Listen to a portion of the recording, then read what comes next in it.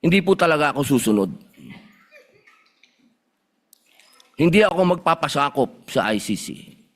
Pero dahil ginagalang ko po ang ombudsman, dahil siya po ay aking kaibigan na itinuturing, dahil nagkaroon na po kami ng napakahabang kwentuhan sa aking opisina nung siya po ay kalihim ng hustisya, nag-file po kami. Ito po, hawak ko po ang original. Dahil sa akin po, importante ang original. Ito po ang original, nakalagay po dito. Nag-file ako.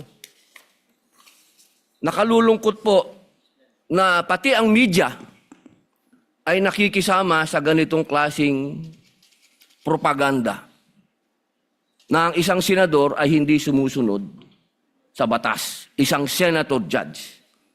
Ito po, maaari ko po kayong bigyan ng kopya, mga mahal kong kasama, para mapatunayan na hindi ko po kayo ilalagay sa kahihiyan. Ako po ay nag-submit ng aking counter affidavit.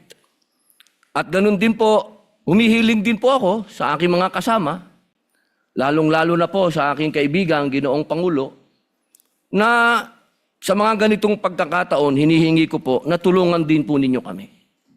Na maipaliwanag din po namin sa media na meron din po kaming mga pagkakataon na ipagtanggol din ang aming sarili at kami wag husgahang kaagad na kami hindi sumusunod sa batas.